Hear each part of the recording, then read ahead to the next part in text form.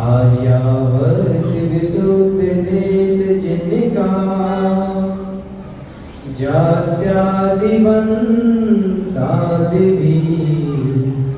है योग त्रय शुद्धता विमलता, संस्कारे भाषा सभी मेरे मंगलकार हो गुरु सदा, है देवता दर्श दो चर्याचार्य विशुद्ध सागर सदा, जीवन ते आदर्श हो, जीवन ते आदर्श हो। जय बोलिए अनंतानंद परमेश्वरी भगवान की, देवादिदेव वेंद्र दासपुर जी भगवान की, देवादिदेव पार्श्वनाथ भगवान की, वर्तमान सत्संग महावीर भगवान की, चर्या सोनी आचार्य देव विशुद्ध सागर जयराज की, उत्तम आर्जव धर्म की, द्वादशाम जिनवाणी माता की। आज परविराज पर्युषण पर्व का तृतीय दिन है। पहले दिन हमने समता और क्षमा सीखी, द्वितीय दिन हृदय की कोमलता को हमने सीखा, कैसे चित्त कोमल बने। और आज काय का दिन है? आर्जव। आर्जव शब्द सामान्यतः सबको समझ में नहीं आएगा, क्योंकि ये जिनवाणी का शब्द है, सिद्धांतों का शब्द है। जो सामान्य बोलचाल की भाषा में हम कहें तो सरलता को आर्जव कहते हैं। कपट न कीजिए कोई, चूरन के पुरना बसे, सरल स्वभावी हो। सरल स्वभावी मतलब आर्जव धर्म से युक्त। हृदय की सरलता आ जाए तो आर्जव धर्म आ जाए। हृदय का सरल होना, सहज होना आर्जव धर्म है। और जैसे हम नहीं हैं वैसे दिखने की चाहत रखना, वैसे लोगों के सामने पहचान बनाने की चाहत रखना, ये वक्रता है, ये मायाजाली है। एक सर्प बाहर कितना भी टेढ़ा मेढ़ा क्यों ना चले, लेकिन जब वह वामी पर प्रवेश करता है तो उसे सीधा होना पड़ता है। हम संसार में कितने भी टेढ़े मेढ़े क्यों ना जिए, जब अपने आत्मग्रह में प्रवेश करना होगा तो निश्चित रूप से सरल होना होगा। आचार्य भगवंतों ने लिखा है कि सुमेरु पर्वत को उठा लेना भी आसान हो सकता है, अपनी भुजाओं से समुद्र को पार कर लेना भी आसान हो सकता है, लेकिन जो जीव के असंख्यात लोक प्रमाण परिणाम होते हैं उनको समझ पाना बड़ा कठिन होता है।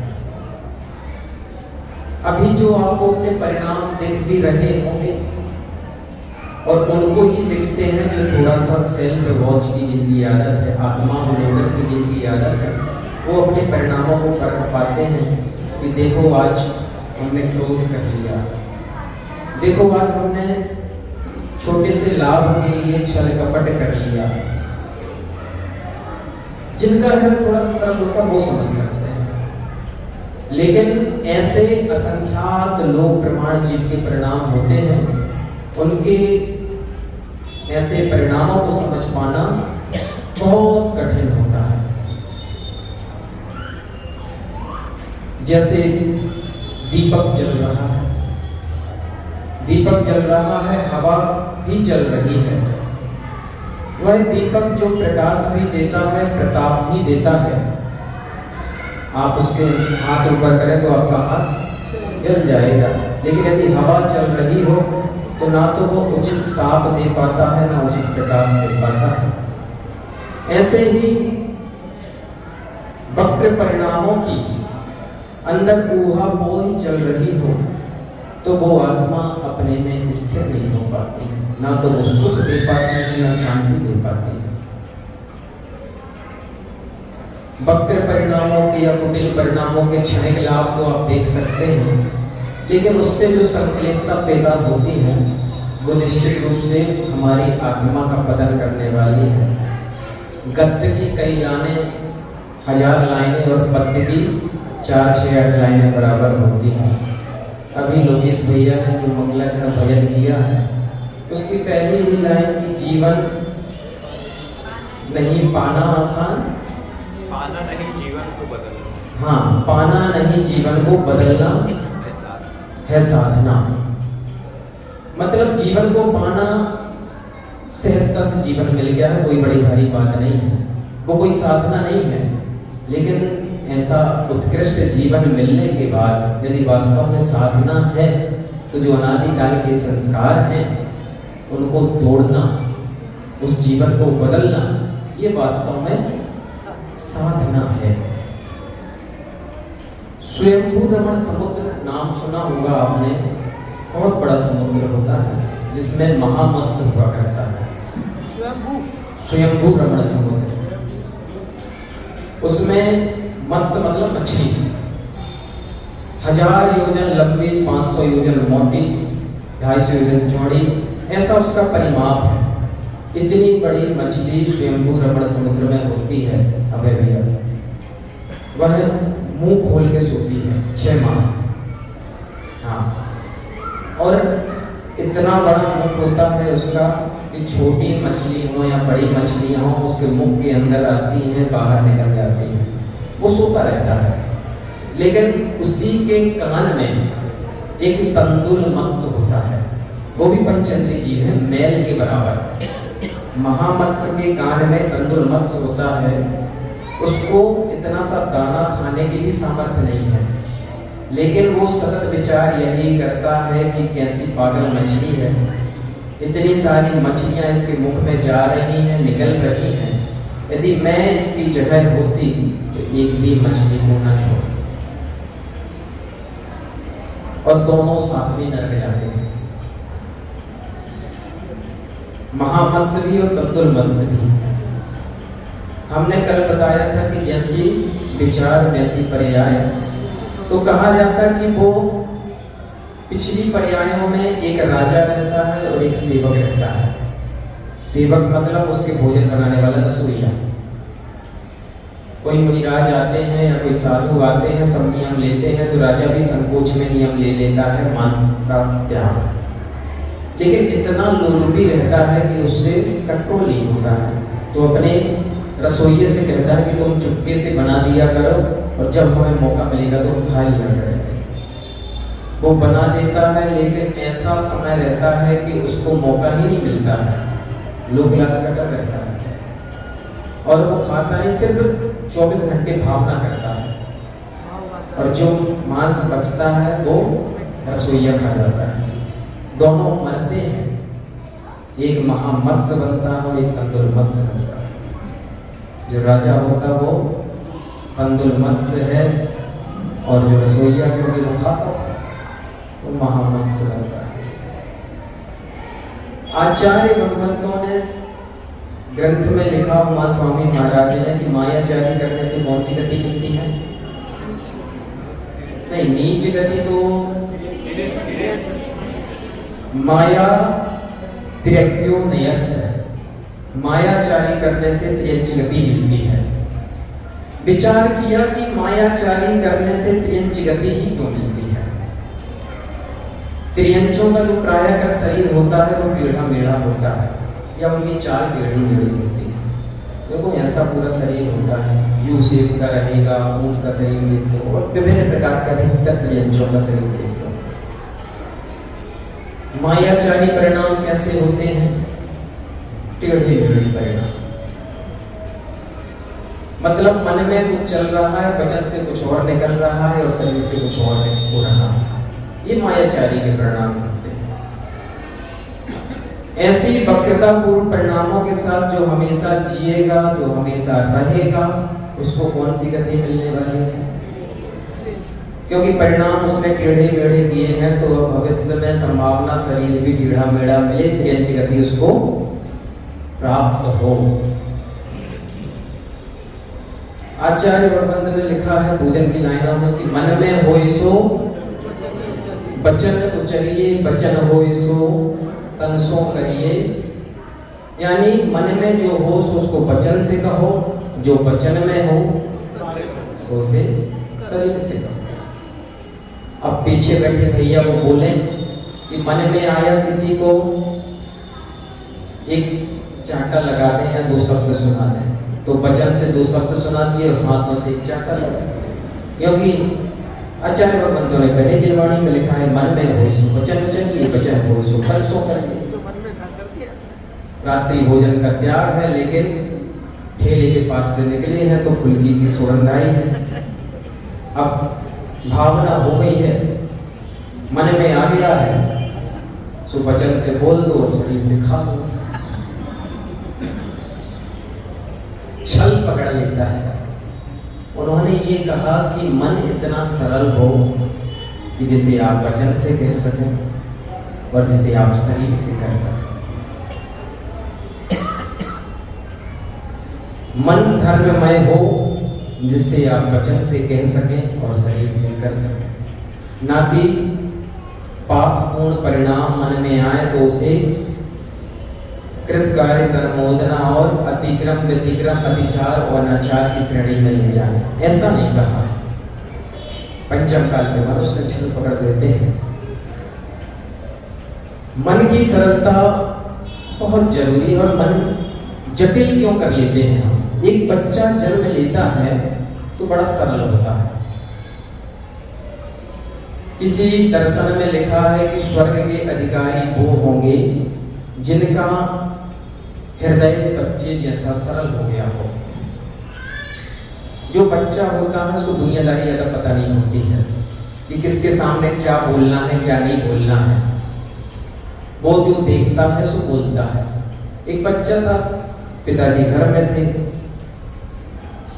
कोई व्यक्ति आना होगा, उनसे पैसे मांगने होंगे, सो पिताजी अंदर के कमरे में चले गए और बेटे से बोला कि जो भी आए तो बोल देना कि पिताजी घर में नहीं है, बाहर गए। कोई आया, दरवाजा खटखटाया, बेटे ने दरवाजा खोला और उसने कहा कि पिताजी तो अंदर कमरे में बैठे हैं, उन्होंने कहा है कि कोई आएगा तो उससे बोल देना कि वो घर में नहीं है। उसने जो देखा, जो सुना सो बोल दिया। होते हैं कई बार बच्चे, जैसे आचार्य श्री पास हम आहार कराते हैं आचार्य श्री के, तो एक छोटी बच्ची आई 8 साल की, क्योंकि 8 साल से ही आहार दे सकते हैं, तो उसका 8 साल उम्र के पूरे हुए तो वो आहार देने आई। छोटी थी, शायद कभी दिए नहीं होंगे या देखे होंगे, तो उससे हमने कहा कि बोलो शुद्धि। शुद्धि बोली जाती है, कैसे बोली जाती है बताओ। हाँ, महाराज जी को आहार देने से पहले कैसे शुद्धि बोलते हैं। हाँ, क्या बात, बहुत बढ़िया, क्या नाम धैर्य। हाँ, तो उसको इतना आइडिया नहीं था उस बच्चे को जितना धैर्य को आइडिया है, लेकिन बड़ा अच्छा लगा। उसने हाथ जोड़े और आचार्य श्री के सामने कहती है वो बच्ची की शुद्धि आचार्य श्री। हमने कहा शुद्धि बोलो, तो बोलती है शुद्धि। फिर हमने उससे कहा कि बोलो मन शुद्धि, वचन शुद्धि, काय शुद्धि, तो उसने रिपीट किया। नॉर्मली किसी से कहेंगे बोलो शुद्धि तो वो मन शुद्धि, वचन शुद्धि, लेकिन बच्चे हैं, सरल हृदय हैं, अभी भी बच्चे हैं, तो उनको अभी ललक है कि उनका जो कार्यक्रम होने वाला है भैया जी प्रवचन पूरा करेंगे तब उनको जो जिस चीज की ललक है उसी में रमे हुए हैं। यदि वो मिट्टी का घरौंदा बना रहे हैं तो उसी में वो पूर्णतः लगे हुए हैं, फिर चिंता नहीं है। लेकिन आप एक काम भी बिना चिंता के नहीं कर पाते, भोजन भी कर रहे हैं तो 25 चिंताएं। जीवन निर्दोष होना चाहिए जैसे जैसे उम्र बढ़ती है, लेकिन जीवन दोषपूर्ण होता चला जाता है जैसे जैसे उम्र बढ़ती है। धर दीनी चुनरिया, एक टाइटल का एक प्रवचन कहीं पर पढ़ा था।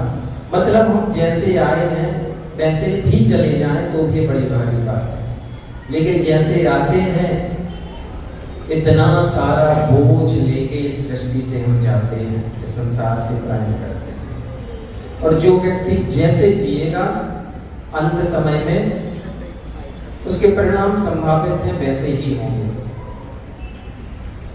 एक दादाजी थे, हम ये नहीं कहते कि समाधि की तैयारी बहुत करनी चाहिए या मरना कैसे ये सीखना चाहिए, जीवन कैसे जीना है ये सीख लो तो मृत्यु जैसा जीवन जिया है वैसी होगी। एक दादाजी थे, लेटे थे, चारों तरफ बच्चे खड़े थे और अंतिम श्वासें निकलने वाली थी। तब वो बार बार एक जगह इशारा कर रहे थे, तो बच्चों को लगा होगा कि कहीं धन वगैरह गड़ा के रख गए होंगे, क्योंकि पहले के बुजुर्ग लोग रहते थे तो धन कहीं पर गड़ा के रख देते थे। आजकल तो जितना कमाते हैं उतना खर्च कर देते हैं। तो बच्चों के मन में था कि कुछ बोलना चाहते हैं, कहीं पर धन लगा हुआ है, गड़ा हुआ है, तो इनसे कुछ शब्द निकल जाए तो अपना काम बन जाए। डॉक्टर ने कहा कि एक इंजेक्शन है 10,000 रुपए का, वो लगाते हैं लेकिन कुछ शब्द ही बोल पाएंगे, उसके बाद चले जाए। तो कभी ये लगा दो, लाखों का मामला हो सकता है, 10,000 की क्या बात। बढ़िया माइंड तो ऐसे ही सोचता है। इंजेक्शन लगवाया और थोड़ी सी चेतना आई और उन्होंने कहा देखो बकरी झाड़ू खाई जा रही है। एक फूल झाड़ू रखी थी दरवाजे के पास में, वो बकरी खाई जा रही थी, तो बकरी फूल झाड़ू खाई जा रही है। तो जिसने तिनके तिनके की चिंता की हो जीवन में, अंतिम श्वासों में भी उसको झाड़ू दिखती है और वो बकरी खाई जा रही है, वो चिंता उसको दिखती है।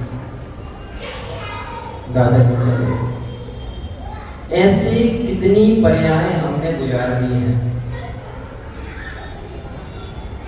निर्दोष चित्त का होना, यदि आप परमात्मा के पास भी आते हैं और जितनी विनम्रता होगी, जितनी हृदय की कोमलता होगी, सरलता होगी, उतनी श्रेष्ठ भक्ति आप कर पाएंगे। जीवन ऐसे ही चलता चला जाता है और ये जो कठोरता हृदय में आती है, किस कारण से याद ला देते हैं हम अपने हृदय में? थोड़े से दिखावे के कारण। मतलब जैसे हम हैं नहीं वैसे दिखाने का प्रयास हम करते हैं, वैसे लोगों के सामने होने का प्रयास हम करते हैं, उससे वक्रता आती चली जाती है। और ये बात ध्यान रखना, जो जितनी चमकदार हो वो उतनी अच्छी भी हो, इसकी कोई गारंटी नहीं है। आज के समय भैया कभी फेसबुक, इंस्टाग्राम आदि में फोटो देख के शादी मत कर लेते हैं। उसमें तो फिल्टर लगा के फोटो डाली जाती है और जब रियल में आए तो पता चलता कि हकीकत क्या है। जितनी चीज चमकदार हो जरूरी नहीं है कि उतनी वो सही भी हो। आप तो महानगरी में हैं, माया नगरी में हैं, इसको माया नगरी भी कहा जाता है। माया नगरी क्यों कहा जाता है? आपने कभी विचार किया? ये हर चीज बहुत प्रभावित करती है, हर चीज के लिए इच्छा जाती है, दिखावा बहुत है। माया मतलब है कि जो है नहीं वैसा दिखना, भ्रमित कर देती, भ्रमित करना। किसी दर्शन में कहा ना कि सारा संसार मायावत है, मतलब जो दिख रहा है वो सब भ्रम है। मतलब जो है रियल वैसा है नहीं, जैसा दिख रहा है वैसा है नहीं, और जो है वैसा दिख नहीं रहा है। इसलिए माया नगरी, और खासकर बॉलीवुड आदि यहाँ पर रहा है, उसकी चकाचौंध देखो तो दिखता बड़ा, छोटे छोटे बच्चों को, युवाओं को प्रभावित कर लेती है उनकी लाइफ, लेकिन अंदर झांक के देखो तो वैसे ही है जैसे घोड़ा मल कर दे। घोड़ा मल कर देता है, तुरंत करता है, बिल्कुल सोने जैसा चमकता है। आप जाओ पास में, हाथ में उठाओ, कभी घोड़ा है तो देखना। ये बात तो पहली बार आपने बताई। और हाथ में रख लो, उसकी सोने जैसा चमकता है, और हाथ में रख लो फिर उस हाथ को 6 बार भी धो लो तो बदबू नहीं आती है, इतना बदबू मारता है। तो ऐसे घोड़े की मल की तरह है ये चकाचौंध। और इस आत्मा की हम दुर्दशा देखें, आत्मा का आप स्वरूप सुनते हैं, समझना चाहिए कि अनंत गुणों का पिंड है यह आत्मा, चेतन गुण से परिपूर्ण है और अचेतन वस्तुओं से प्रभावित होकर स्वयं यह महिमा पान बांधती है खुद को। इससे निकृष्ट और दूसरी चीज आत्मा के लिए और क्या हो सकती है। मतलब वैसे ही है कि घर में 56 भोग सुंदर स्वादिष्ट बने हों और बाजार की वो मैदा की चाउमीन कचड़े वाली वो पसंद आ जाए, जो शरीर का भी स्वास्थ्य नाश करे, बुद्धि भी नाश करे और आपका धर्म भी नाश करे, क्योंकि उसमें क्या मिल के आया है पता नहीं। तो वैसे ही है कि आत्मा अनंत गुणों से परिपूर्ण है, लेकिन अचेतन वस्तुओं के संग्रह में हम इसकी महत्वता समझते हैं। और देखो कैसे महत्वता समझते हैं। अपना धर्म कौन सा धर्म है? दिगंबर धर्म। बीतराग धर्म के अपन अनुयायी हैं, जहां पर तिलतुष मात्र भी परिग्रह नहीं रखा जाता है। ऐसे मुनिराज अपने आराध्य हैं, जिन्होंने सब कुछ छोड़ दिया। आदिनाथ भगवान से ज्यादा विभूति किसके पास होगी? हम तो सबसे पुण्यात्मा किसको मानते हैं? आदिनाथ भगवान को। खुद कुलकर के बेटे थे, खुद तीर्थंकर थे। एक बेटा कामदेव है तो एक बेटा चक्रवर्ती है। ऐसा लगता है कि सारी विभूतियां, सारी पुण्यात्मा सृष्टि के जीव एक ही घर में आकर बस गए,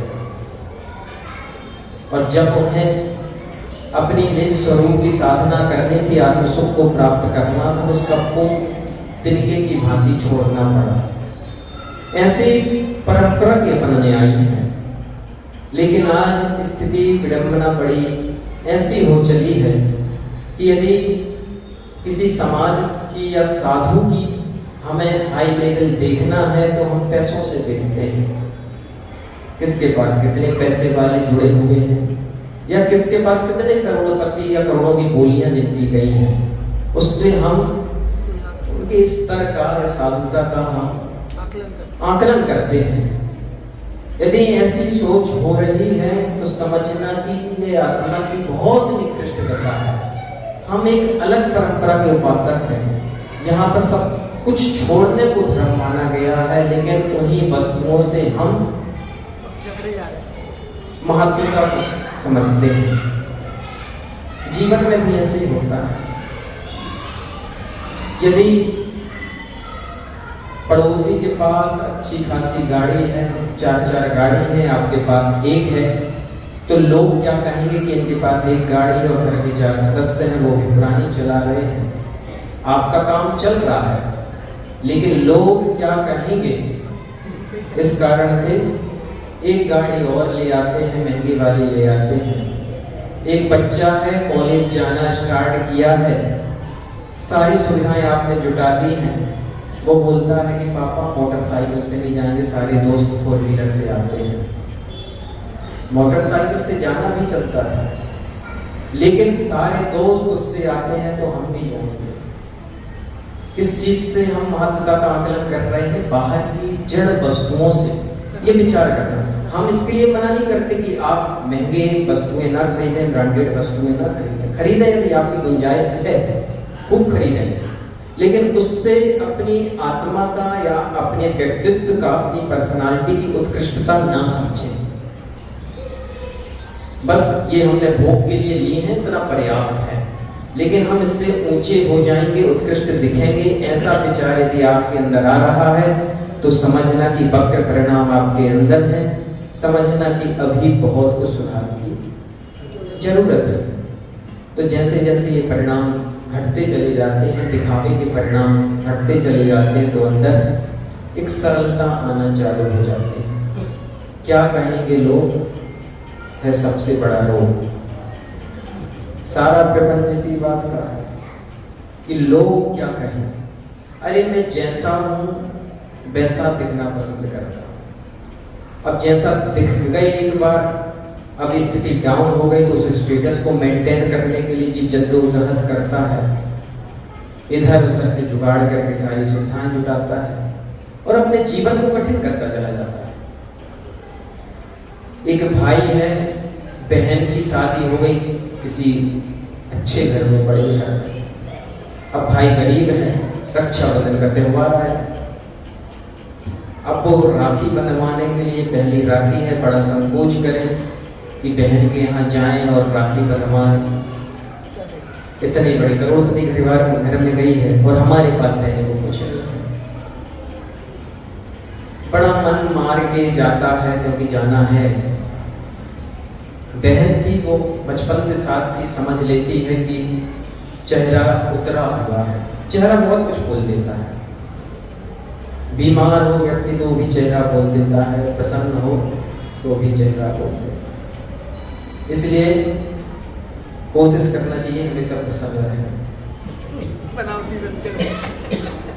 बनावटी हंसी नहीं रहती। बनावटी हंसी तो वो रहती है कि एक कपल निकले घर से बड़े मुस्कुराते हुए मॉल में जा रहे हैं, दूसरे प्रभावित हो रहे हैं, कितने खुश हैं ये अपने जीवन में। उन्हें पता नहीं है कि दुनिया भर का मेकअप करके और चेहरे में स्माइल करके बनावटी निकले हैं ताकि लोगों को रिझा सकें, सब अच्छा बोल सकें, और हकीकत की जिंदगी में तो एक दूसरे के सिर फोड़ने को तैयार रहते हैं। तो वैसी हंसी नहीं, फोटो वाली। क्योंकि हर एक आदमी एक दूसरे को सुखी करना चाहता है।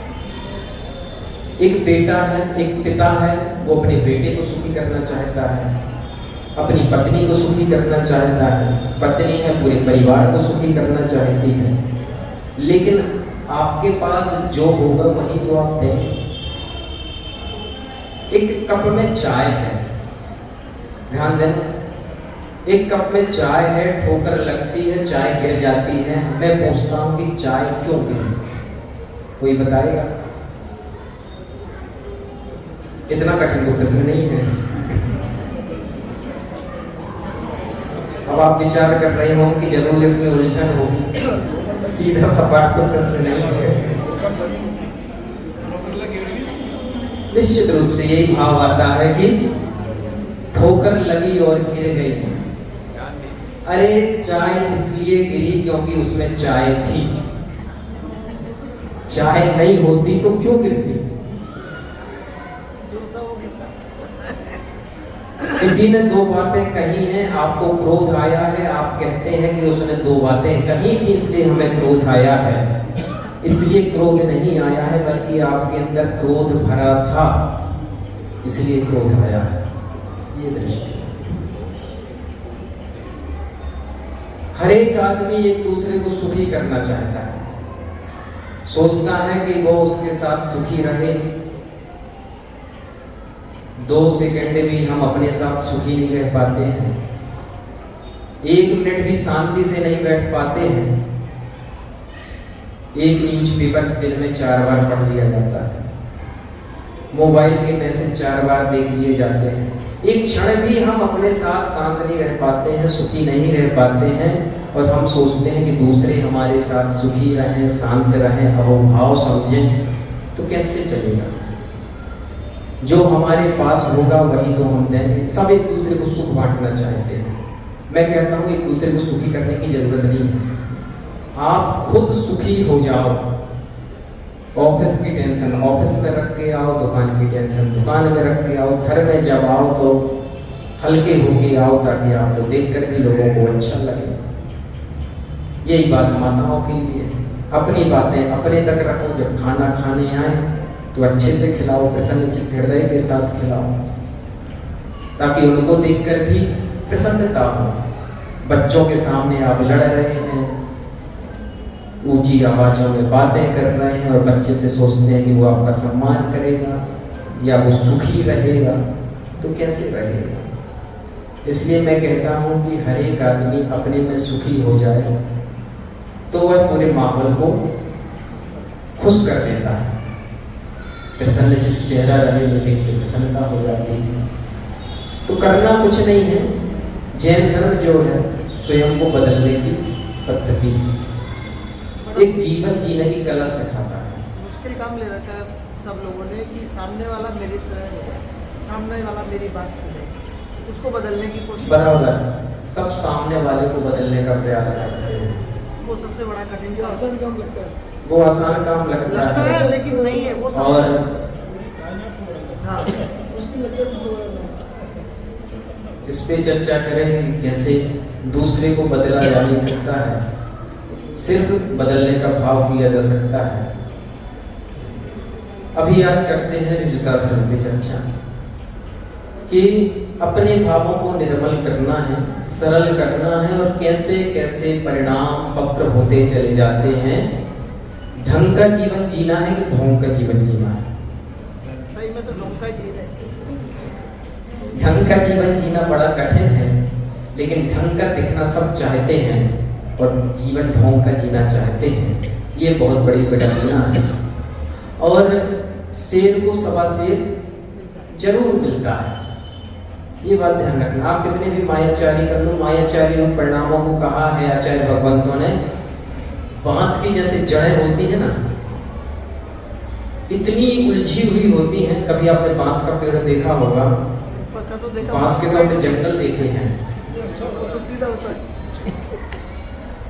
उसकी जड़ें कहां से कहां घूम जाएं और कहां पे उसका अंत हो पता ही नहीं चलता है। ऐसे परिणाम मायाचारी करने वाले के होते हैं कि कब कैसे कहां पर बोला जा रहा है। कोई आया सुबह सुबह आपसे मिला और अनायास शब्द निकल गया, गुड मॉर्निंग जय जिनेंद्र, आपसे मिलके बड़ा अच्छा लगा, आज सुबह आपके दर्शन हो गए तो पूरा दिन अच्छा जाएगा। और मन में सोच रहे हैं कहाँ से इसकी शक्ल देखी, पूरा दिन खराब जाएगा। घर में कोई मेहमान आया तो आइए रुकिए, आपका ही घर है, और अंदर विचार चल रहा है कि आज तो प्रोग्राम था, पार्टी थी, कहाँ से आ रहे, काम करना पड़ेगा। मतलब हमारा संवाद कमजोर रहता है, इसलिए अंदर कुछ और बाहर कुछ हमें रखना पड़ता है। और हमने कहा शेर को सवा से मिल जाता है। एक पति पत्नी थी, अब जो उसकी पत्नी थी वो अपनी सास से बहुत ईर्ष्या करती थी, बहुत ईर्ष्या करती थी। और उसका ये था कि एक आध बार सास को जरूर मजा चखाना है। उसने क्या किया कि पेट दर्द का बहाना कर लिया। और पेट दर्द ऐसा बहाना है जिसमें कोई थर्मामीटर नहीं लगता है।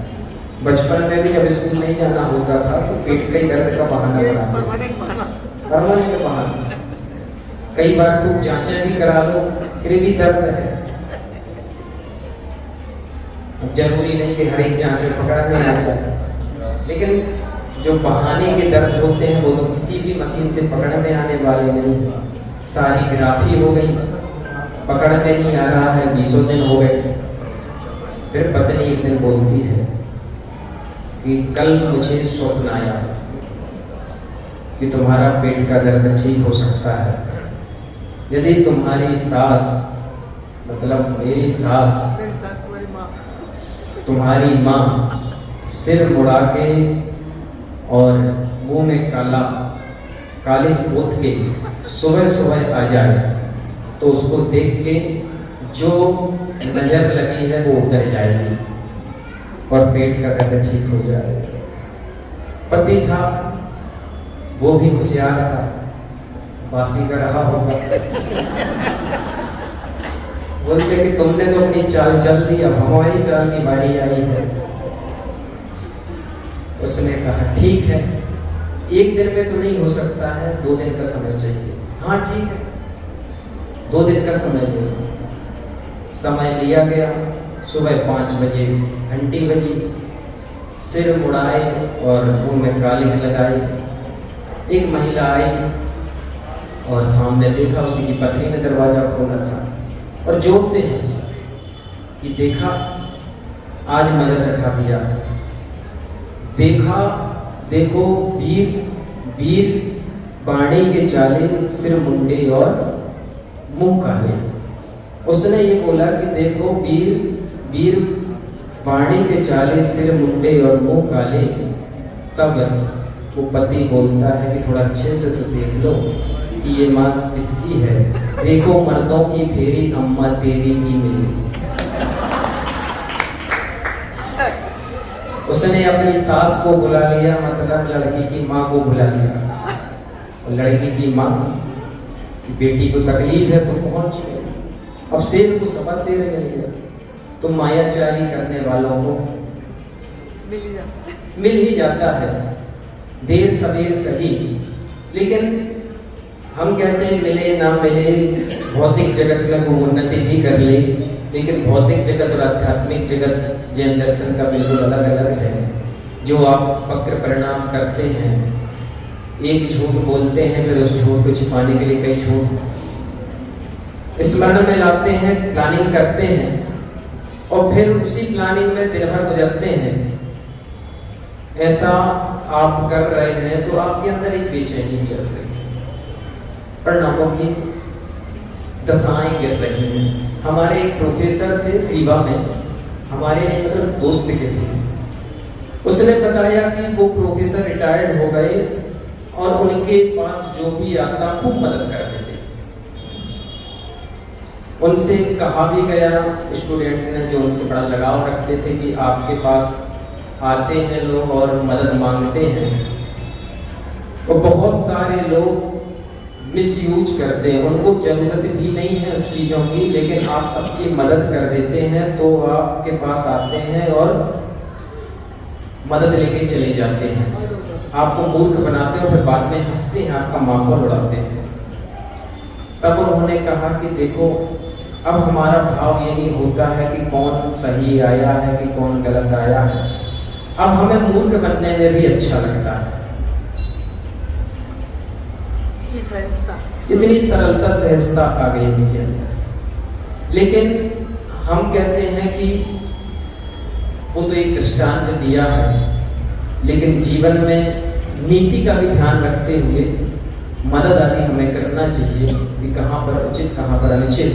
लेकिन हर एक व्यक्ति को शक की निगाहों से देखना, इससे ये समझ में आता है कि हमारे अंदर वो सारी प्रवृत्तियां हैं। जैसे हर एक व्यक्ति किसी को यदि चोर दिखे तो समझना कि उसके अंदर चोर का भाव बहुत गहरा है, इसलिए वो अपनी सुरक्षित सारी सामग्री को बड़ा सुरक्षित रखता चला जाएगा।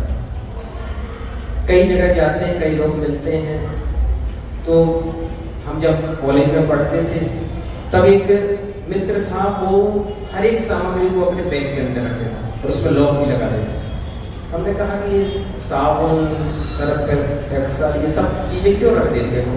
अरे कोई दूसरा उपयोग कर ले जाएगा, कोई दूसरा यूज कर लेगा। हमने कौन यूज करेगा? सबके पास अपने हैं, कोई कर भी लेगा तो अलग बात है, कोई बड़ी भारी बात नहीं भैया, अपना शेयर नहीं। तो उसके अंदर एक असहज बना रहा है, एक संकुचिता रही, तो वो सबको वैसे ही देखता कि कोई भी ऐसा कर सकता है। तो जीवन में ध्यान रखना कि परिणामों की निर्मलता बने। बाहर संसार में हम कितने भी घूम फिर लें, और देखना मायाचारी वाले परिणाम लोकेश भैया सिर्फ इस संसार के कार्यों में ही नहीं होते हैं, मंदिर में भी बहुत सारे होते हैं। यहाँ तो व्यवस्थाएं अलग हैं। हमने देखा है कि शांति धारा हो रही है। अब शांति धारा होनी है और चतुर्दशी का दिन है, 2-3 लोगों की इच्छा है कि आज हम करें, और शांति धारा के पहले कायुसर्ग करते हैं। ऐसे उस जगह की परंपरा, उस गांव की परंपरा कि कायुसर्ग करेंगे और फिर कलश उठा के शांति धारा करेंगे। तो देखते हैं कि दूसरा ना उठा ले कलश, इसलिए एक आध बार नौगार पढ़ा और कलश उठा ले, ताकि आज हमें शांति धारा करनी है। परिणामों की दशाएं बहुत सूक्ष्म है। यदि ये परिणाम हुआ कि दूसरा ना उठा ले, तो क्या वहां पर कौन सा परिणाम होगा? आए थे धर्म करने, यहाँ तो भरपूर द्रव्य लगती है। हमने देखा है कि बहुत थोड़ी सी द्रव्य लगा के पूजन करते सामूहिक। जब ऐसे मौके आते हैं तो पता चला कि एक बादाम बची है और 3 लोग हैं, और मोक्ष फल के लिए फल चढ़ाना है, तो तुरंत विचार के दूसरा ना चढ़ा दे, इसलिए पहले से उठा लेंगे। अरे वो चढ़ाओ या न चढ़ाओ सुपारी, उससे पुण्य नहीं मिलना है, लेकिन जो आपने सहजता अपनी नष्ट कर दी है, सरलता नष्ट कर दी है, उससे जरूर आत्मा का घात हुआ है। आचार्य श्री का आहार होता है, बहुत भीड़ होती है, तो उस धर्म क्षेत्र में भी कैसे कैसे परिणाम जीव असहज रूप से कर लेता है, ये बताने का प्रयास है। बहुत भीड़ है, अब आहार देने का समय आया, सबसे ही कहा गया कि एक एक ग्रास दे के निकलना है।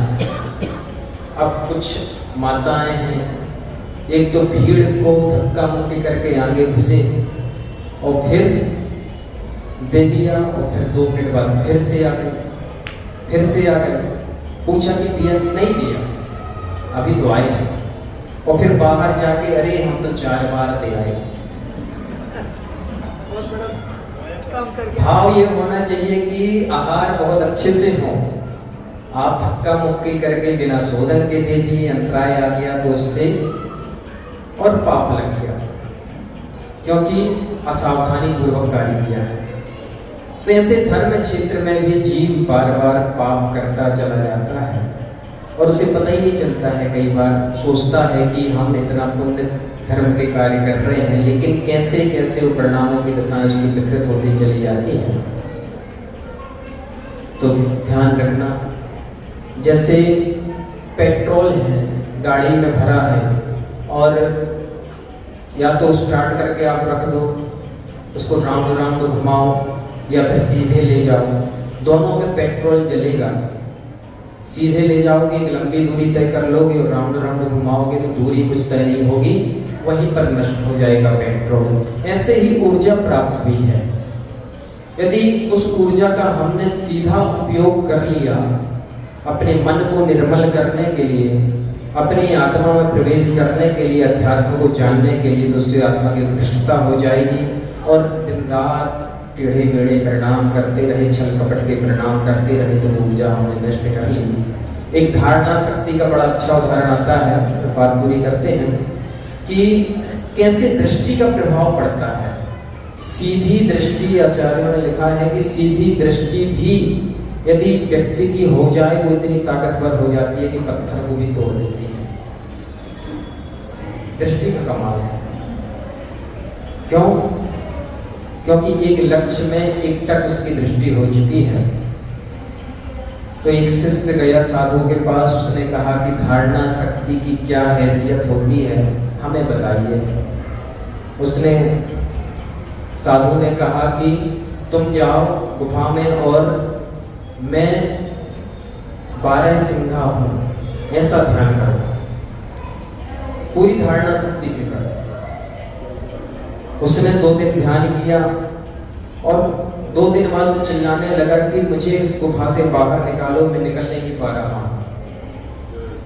साधु ने कहा क्यों नहीं निकल पा रहा है? उसने कहा कि मेरे जो सींग हैं गुफा में फंस रहे हैं, वो सींगों से मैं निकल नहीं पा रहा हूं। साधु एक लकड़ी उठाता है और ऊपर चलाता है। उसने कहा कि तुम्हारे सींग अलग हो चुके हैं, अब निकल आओ, और वो बाहर निकल। 2 दिन उसने ध्यान किया धारणा शक्ति से कि मैं 12 सिंगा हो चुका हूं, और वो वैसा स्वयं को समझने लगा। आचार्य भगवंतों ने इसलिए कहा है कि यदि परमात्मा बनना है तो मैं भगवान स्वरूप हूं, ये अपनी आत्मा में चिंतन करते रहना चाहिए। और जैसा चिंतन आप करेंगे वैसे भाव आपके होना प्रारंभ हो जाएंगे। किसी को जैसे इंटरेस्ट है, कोई प्लेयर बनना चाहता है तो घर में काय के पोस्टर लगाएगा, प्लेयर के लगाएगा, विराट कोहली का लगाएगा, धोनी का लगाएगा, उसके आइडल ये होंगे, क्योंकि उन पोस्टर को देख के उसके मन में ये भाव सदा बना रहेगा कि मुझे भी एक दिन इसी स्थान पर पहुंचना है। लक्ष्य। आप मंदिर इसलिए लाए जाते हैं ताकि आप प्रतिमा को देखें और आपको ध्यान रहे कि एक दिन हमें भी ऐसे ही बनना है। जैसे हमने परसों भी कहा था कि जैसे आप प्रतिमा को देखेंगे, वीतराग छवि को देखेंगे, तो अपने स्वरूप में भी हमें वीतरागता नजर आएगी, क्योंकि जैसा देखते हैं वैसा होना चालू होता है। बस देखने की कला थोड़ा सा आनी चाहिए। तो निश्चित रूप से ये बात ध्यान रखना कि परिणामों की निर्मलता बना के रखनी है। दिखावा का जीवन नहीं जीना है। क्या कहेंगे लोग, सबसे बड़ा रोग। ये सूत्र याद रहे, मैं तो जैसा हूँ वैसा जीऊंगा। वो कहानी अभी पूरी नहीं हुई कि वो बहन के यहाँ गया था भाई। कई बार ऐसे होता है, दृष्टांत फिर कथन दृष्टांत आ जाता है और बीच में भूल जाते हैं कि ये दृष्टांत किस लिए दिया जा रहा था। ऐसे ही धर्म करते करते क्रियाओं में इतने तल्लीन हो जाते हैं कि क्रियाएं किस लिए की जा रही हैं कि पता नहीं चलता है। तो बहन समझ जाती है, चेहरा पढ़ लेती है और फिर कहती है भाई से कि तुमने अपना मुझे समझा ही नहीं। तुम सिर्फ एक कागज में लिख के यही दे देते कि मेरी बहन सदा सुखी रहे जीवन भर। इससे बड़ा उपहार और मेरे लिए क्या होता। मुझे कौन से उपहार चाहिए, सोने चांदी चाहिए क्या? वो तो मेरे पास भरा पड़ा है।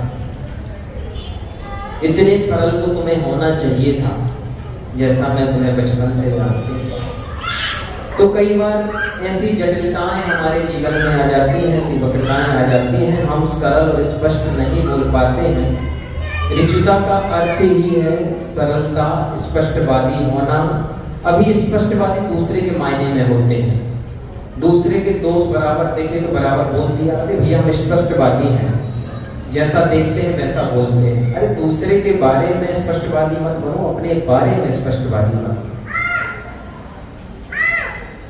स्पष्टवादी होना, ईमानदार होना और सरलता का होना, भावों की निर्मलता का होना, ये ऋजुता के मायने हैं। जैसे जैसे हृदय सरल होगा वैसे वैसे जटिलताएं खत्म होती चली जाएंगी। बाहर की चकाचौंध से बच के अपने स्वरूप में कैसे लौटना है, वास्तविक धर्म को कैसे पहचानना है, ये आज का धर्म हमें सिखाता है। तो निश्चित रूप से खूब उन्नति करें, खूब नाम कमाएं, खूब पैसा कमाएं, लेकिन उसको अपना हिस्सा या अपने व्यक्तित्व की उत्कृष्टता का आकलन उससे मत करें कि मेरे पास खूब पैसा है या मेरे पास बहुत महंगी महंगी वस्तुएं हैं या मेरे पास ब्रांडेड कपड़े हैं। ये सब आप ठीक है, भोग सामग्री हैं, आप कर रहे हैं, लेकिन जो आत्मिक गुण हैं, जो भावों की निर्मलता है, वो ही हमारे लिए सबसे बड़ी संपत्ति है। और उसी संपत्ति से हमारी पहचान बने, इसका ध्यान रखें तो निश्चित रूप से हमारे जीवन में साधुता आए बिना नहीं रहेगी। हम सब उस दशा को प्राप्त हों, इसी भावनाओं के साथ जरूरी आचार्य देव विशुद्ध सागर जी महाराज की